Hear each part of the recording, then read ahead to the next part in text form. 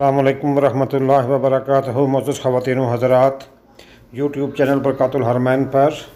मस्जिद नबवी शरीफ में 28 जुलाई 2023 को दिए गए खुतबा जुमा का उर्दू तर्जुमा पेश किया जा रहा है। खतीब फ़ज़ीलतुल शेख डॉक्टर अहमद बिन अली हुज़ैफ़ी हिफ़्ज़हुल्लाह, मुतर्जम अश-शेख अताउल्लाह फ़ाज़िल मदीना यूनिवर्सिटी। तमाम तारीफ़ें अल्लाह ताला के लिए हैं, जिसने अपने बाज़ मखलूक़ात को बाज़ पर फ़ौक़ियत अता की, अपनी किताब में अपनी शरीयत के अहकाम को तफसील के साथ बयान किया, कायनात में वक़ूफ़ पज़ीर होने वाली अपनी निशानियों और तरीक़ों को अपनी कुदरत पर दलील और हुज्जत बनाया। इरशाद बारी ताला है, बस आप अल्लाह के तरीक़े में कोई तब्दीली नहीं पाएंगे और ना आप अल्लाह के तरीक़े को टलने वाला पाएंगे। और मैं ज़ुबान के अलावा दिलो जान से और सरे तस्लीम खम करते हुए ये गवाही देता हूँ कि अल्लाह ताला के सिवा कोई माबूद बरहक नहीं, और मैं गवाही देता हूँ कि हमारे सरदार नबी मोहम्मद सल्लल्लाहु अलैहि वसल्लम उसके बंदे और रसूल हैं, उस बंदे की गवाही की तरह जिसने आप सल्लल्लाहु अलैहि वसल्लम को नबी और रसूल तस्लीम किया। अल्लाह ताला की रहमत नाजिल हों आप सल्लल्लाहु अलैहि वसल्लम पर, आप सल्लल्लाहु अलैहि वसल्लम की आल और आप सल्लल्लाहु अलैहि वसल्लम के सहाबा किराम पर, और उन लोगों पर जिन्होंने अपने रब की तरफ जाने वाले रास्ते के लिए उन्हीं के तरीके को अपनाया। हम्द व सलात के बाद मैं अपने आप को और आप सबको उसी चीज़ की वसीयत करता हूँ जिसके साथ अल्लाह ताला ने पहले और बाद वाले सब लोगों को वसीयत की। इरशाद बारी ताला है, और बिलाशुबा यकीनन हमने उन लोगों को जिन्हें तुमसे पहले किताब दी गई और तुम्हें भी ताकीदी हुक्म दिया है कि अल्लाह ताला से डरो। तकवा ही इज़्ज़त व तकरीम का मेयार और तराजू है, फ़ज़ाइल व मनाक़िब का मरकज़ है, बरकतों की कुंजी और अल्लाह रब्बुल आलमीन की तरफ रुख़्ते सफ़र बांधने वालों की सवारी है। मोमिन भाइयों, यकीनन इस माह मुहर्रम से साल का आगाज़ और उसकी शुरुआत होती हैं, इसी से उसका सूरज तलू होता है और चमकता है। जब हम अल्लाह ताला के इस महीने माह मुहर्रम से साल का आगाज़ कर रहे होते हैं तो हमारे जहन उस वाक़े की जानिब मुतवज्जे हो जाते हैं जिसने नई तहज़ीब को मुतारिफ़ करवाया, फिर जिसके गिर्द ज़माना घूमने लगा, और वो है हिजरत नबवी वाला मुबारक किस्सा और वाक़या। जब नबवी कदम चले जिन्होंने तहज़ीब व तमद्दुन के ऐसे किस्से को वजूद बख्शा कि जिसने तारीख़ ही बदल कर रख दी, बल्कि वो इस तारीख़ का दिबाचा और मुकदमा करार पाया जिससे मुसलमानों ने तारीख़ का आगाज़ किया। शायद गुज़श्ता तारीख़ जाहिलियत की ज़ुल्मत और अंधेरों में खो चुकी थी, या ज़माने के हेर फेर की नज़र हो चुकी थी और गुमनाम होकर ओझल हो गई थी, तो कोई अचंभे की बात नहीं थी कि उसके बाद तारीख़ अपने तसलसल को कायम रखती और तेज़ी से उसके वाक़यात व अहदाथ रोनुमा होकर उसका हिस्सा बनते। मुसलमानों ने इस उम्मत की इब्तिदा ही से इसकी तारीख़ को कलमबंद कर रखा है। जब ये नई नई परवान चढ़ रही थी और इसकी तारीख़ इस उम्मत के रोशन फ़ख्रिया कामों के साथ जुड़ी है और बाकी उम्मतों से इसके इम्तियाज़ी कारनामों के साथ मुर्तबित है, क्योंकि इसमें नबी सल्लल्लाहु अलैहि वसल्लम की हिजरत के वाक़े की याद ताज़ा होती है। ये उम्मत के इम्तियाज़ी फ़ख्रिया कामों और उम्मत के इस्तेहकाम पर मुश्तमिल है, और इसी तारीख़ के ज़रिए इस उम्मत की फैली हुई जड़ें इंसानी तारीख़ की गहराई तक जा पहुँचती हैं। मोमिन भाइयों बहनों, इस तारीख़ का किस्सा यह है, जब सैयदना उमर फ़ारूक रज़ियल्लाहु ताला अन्हु ने सहाबा किराम से तारीख़ से मुताल्लिक़ मशवरा किया, जब उनकी रुश्द व हिदायत वाली खिलाफत के अंदर कोई वाक़या रोनुमा हुआ, तो उन सब ने इत्तेफ़ाक़ राय से ये फ़ैसला किया कि तारीख़ की इब्तिदा हिजरत नबवी वाले साल से होनी चाहिए। चुनांचे सहल बिन साद रज़ियल्लाहु ताला अन्हु से मरवी है, कहते हैं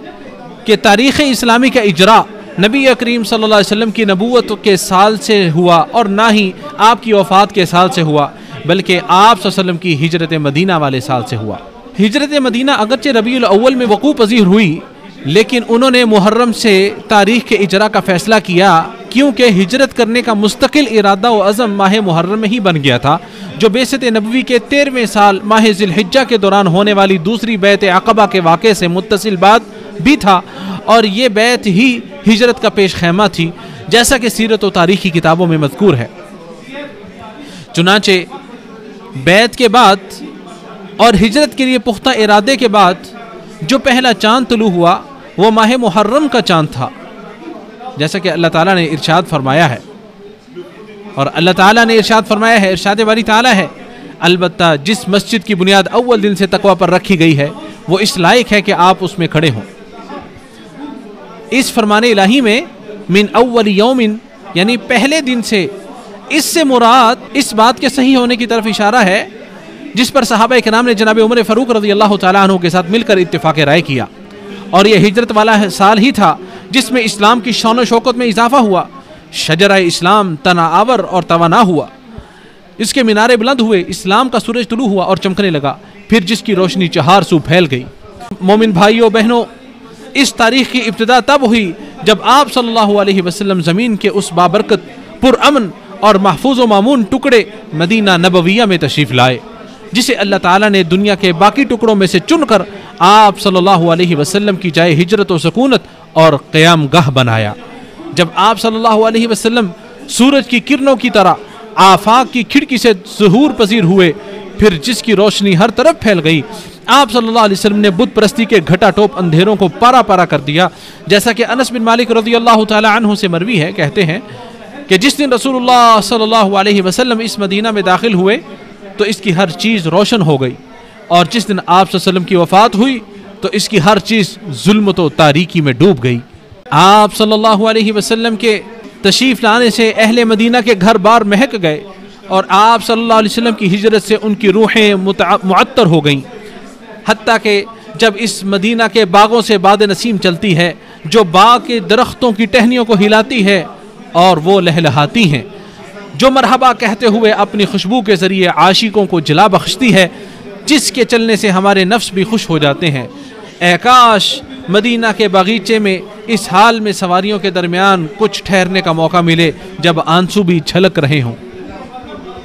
اور اس ماہ محرم کا یہ تاریخی دن اللہ تعالیٰ کے دنوں میں سے عظیم دن ہے، جس میں اللہ تعالیٰ نے موسیٰ کلیم اللہ علیہ السلام کو اور ان کی قوم کو نجات دی، فرعون اور اس کی قوم کو غرق کیا، اور ہمارے نبی صلی اللہ علیہ وسلم جب بابرکت ہجرت کر کے مدینہ تشریف لائے تو دیکھا یہودی لوگ اس دن کا روزہ رکھتے ہیں، اور یہ آپ صلی اللہ علیہ وسلم کے مدینہ تشریف لانے کے بعد والے سال کا یوم عاشورہ تھا، یا وہ عیسوی سالوں کے حساب سے اسے شمار کیا کرتے تھے۔ تو یوم عاشورہ مدینہ میں نبی مصطفیٰ صلی اللہ علیہ وسلم کی ہجرت کر کے تشریف لانے والے دن کے ساتھ موافق آ گیا، جیسا کہ ابن عباس رضی اللہ تعالی عنہما سے مروی ہے کہ جب نبی کریم صلی اللہ علیہ وسلم مدینہ تشریف لائے تو وہاں کے لوگ ایک دن یعنی عاشورہ کے دن روزہ رکھتے تھے۔ ان یہودی لوگوں نے بتایا کہ یہ بڑی عظمت والا دن ہے، اسی دن اللہ تعالیٰ نے موسیٰ علیہ السلام کو نجات دی تھی اور آل فرعون کو غرق کیا تھا، اس کے شکر میں موسیٰ علیہ السلام نے اس دن کا روزہ رکھا تھا۔ تو آپ صلی اللہ علیہ وسلم نے فرمایا کہ میں ان سے زیادہ موسیٰ علیہ السلام کے قریب ہوں، چنانچہ آپ صلی اللہ علیہ وسلم نے خود بھی اس دن کا روزہ رکھنا شروع کر دیا اور صحابہ اکرام کو بھی اس کا حکم صادر فرمایا۔ یہ آپ صلی اللہ علیہ وسلم نے اس لیے فرمایا کہ دعوت تو سب نبیوں کی ایک ہی ہوتی ہے، اگرچہ رسولوں کی زبانیں مختلف ہیں اور مقصد و ہدف بھی ایک ہی ہے، اگرچہ راستوں کی جہتیں الگ الگ ہیں، ارشاد باری تعالیٰ ہے سب ایک ہی پانی سے پلائے جاتے ہیں اور ہم پھلوں میں ان میں سے بعض کو بعض پر فوقیت دیتے ہیں۔ شاید یوم عاشورہ کی مناسبت سے ان کے روزے رکھنے کے اس اتفاق میں نبی صلی اللہ علیہ وسلم کی بہترین عاقبت اور اچھے انجام کار کی طرف ایک باریک اور لطیف اشارہ بھی تھا، جس طرح کہ موسیٰ علیہ السلام کے ساتھ فرعون کا معاملہ اختتام کو پہنچا، اور اللہ تعالیٰ کے سچے وعدے کی طرف ایک مخفی اشارہ بھی تھا، جیسا کہ ارشاد باری تعالیٰ ہے ہم یقیناً اپنے رسولوں کی اور ان لوگوں کی جو ایمان لائے دنیا کی زندگی میں بھی مدد کرتے ہیں، اور اس دن بھی کریں گے جب گواہ کھڑے ہوں گے۔ اللہ عز و جل قرآن و سنت کو میرے لیے اور آپ سب کے لیے باعث برکت بنائے، اور اپنے تقوی کو ہمارے لیے اخروی تیاری کا سامان اور ڈھال بنائے۔ میں نے جو کہا آپ نے سنا، میں اپنے لیے اور آپ سب کے لیے مغفرت طلب کرتا ہوں، آپ بھی طلب کریں، بے شک وہ بہت زیادہ رجوع کرنے والوں کو معاف کرنے والا ہے۔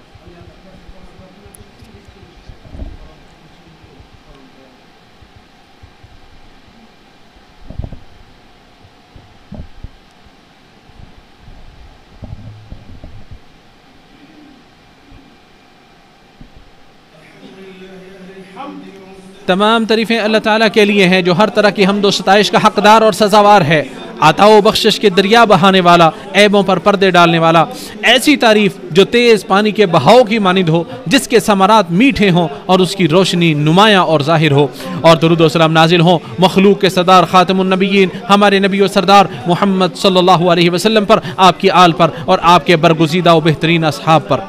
حمد و صلات کے بعد مومن بھائیوں،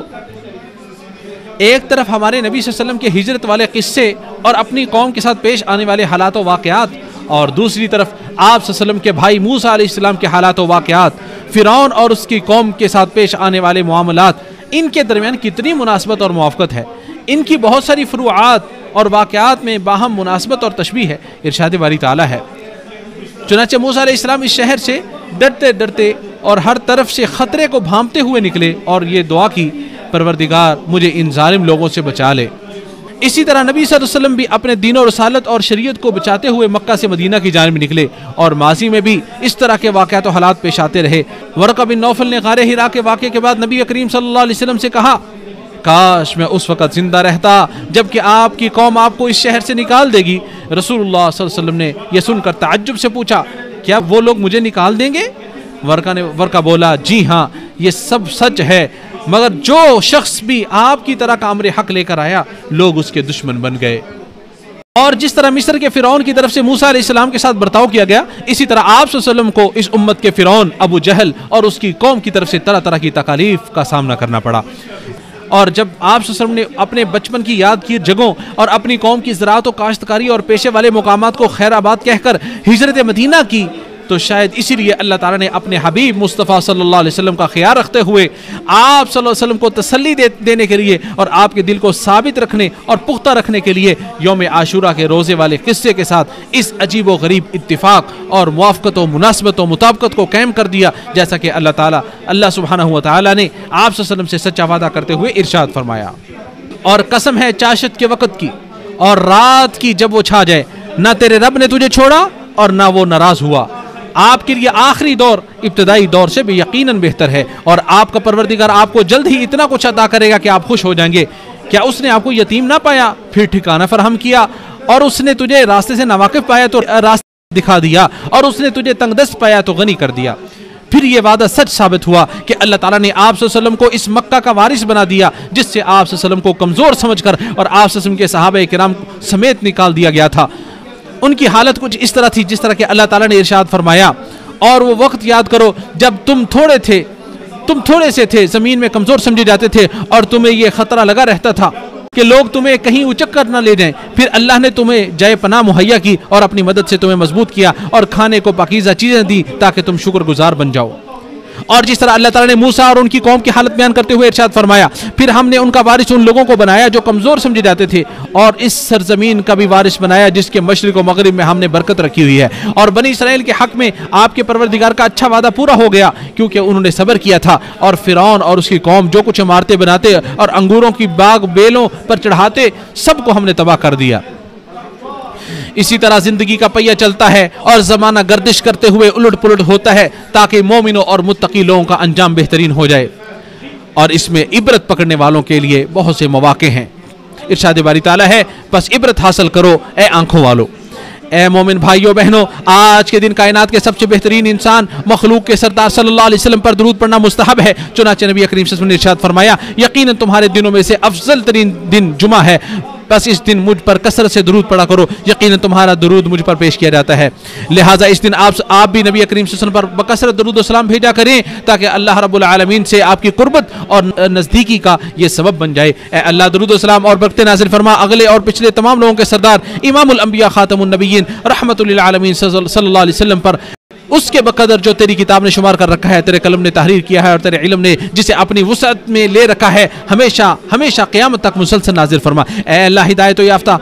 یافتہ قائدین ہم خلفائے راشدین ابوبکر عمر عثمان و علی اور اپنے نبی کے تمام صحابہ کرام سے راضی ہو جا، تابعین کرام اور قیامت تک آنے والے ان کے پیروکاروں سے بھی راضی ہو جا، اور ان کے ساتھ ساتھ اپنے عفو و درگزر اور رضامندی کی بارش کرتے ہوئے ہم سے بھی راضی ہو جا۔ اے سب سے زیادہ عزت والے، اے اللہ اسلام اور مسلمانوں کو غلبہ عطا فرما، کفر اور اہل کفر کو ذلیل و رسوا فرما، اور اس بابرکت ملک کو مضبوط محفوظ اور امن والا بنا۔ اے جہانوں کے پالنہار، اے اللہ ہمارے پیشوا خادم حرمین شریفین ان کے ولی عہد کو خیر و بھلائی اور دوست کاموں کی توفیق عطا فرما، اور ایسے کاموں کی توفیق عطا فرما جن میں بندوں اور ملک کے لیے دین و دنیا کی بھلائی ہو۔ اے سب سے زیادہ عزت والے، اے اللہ ہر خیر کے معاملے میں ان کی مدد فرما، انہیں توفیق سے نواز۔ اے اللہ اس ملک کی حفاظت فرما جو حرمین شریفین کا حصار ہے، مسلمانوں کے دلوں کا مرکز ہے اور ہر شر سے ایمان کی پناہگاہ ہے۔ اے اللہ اس کے علماء اور عقیدے کی حفاظت فرما، اس کے مقدسات اور حرمتوں کی حفاظت فرما، اس ملک کے فوجیوں اور سرحدوں کی حفاظت فرما، اسی طرح اس کے رہنے والے بوڑھے جوان مرد و خواتین، اس کے سیکورٹی اہلکار اور پولیس والوں کی حفاظت فرما۔ اللہ کے بندو، اللہ کا شکر ادا کر کے اس کے فضل و کرم کو طلب کرو، اس کی اطاعت و فرمانبرداری کر کے اس کی نعمتوں کی حفاظت کرو، چمٹ کر دعا کرو، جم کر اس سے دعا کرو اور اس کا ذکر کرو۔ ہمارا پروردگار عزت والا ہے اور ان تمام باتوں سے پاک ہے جو کافر اس کی شان میں کہتے ہیں، اور رسولوں پر سلامتی ہو اور سب تعریفیں اللہ تعالیٰ کے لیے ہیں جو تمام جہانوں کا پالنہار ہے۔